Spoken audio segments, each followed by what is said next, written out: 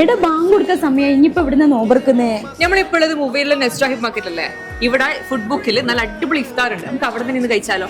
ഇവിടുത്തെ ഇഫ്താർ ബുഫയില്ലേ നല്ല premium ക്വാളിറ്റിയിലാണ് serve ചെയ്യുന്നതായിട്ട്. എന്നാ പിന്നെ ഇവിടെ തന്നെ നോമ്പറക്കാല്ലേ.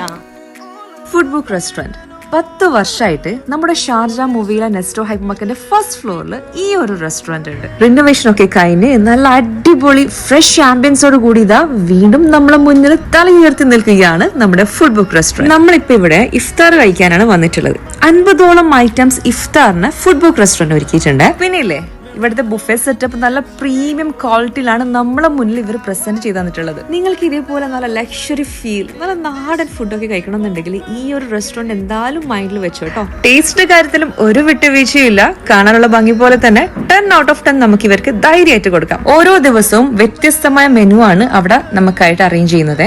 ലേഡീസിനും ജെന്റ്സിനും നിസ്കരിക്കാനുള്ള ഒരു സെപ്പറേറ്റ് ഏരിയയും ഇവിടെ അടുത്ത് തന്നെ ഉണ്ട് കേട്ടോ. നിങ്ങൾക്കിപ്പോ നമാസ് കഴിഞ്ഞിട്ടാണ് ഫുഡ് കഴിക്കണമെന്നുണ്ടെങ്കിൽ അങ്ങനെയും കഴിക്കാം കേട്ടോ.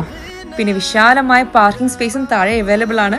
അപ്പൊ ലൊക്കേഷൻ മറക്കണ്ട, നമ്മുടെ ഷാർജ മൂവിയിലെ നെസ്റ്റോ ഹൈപ്പർ മാർക്കറ്റിന്റെ ഫസ്റ്റ് ഫ്ലോറുള്ള ഫുഡ് ബുക്ക് റെസ്റ്റോറന്റ്.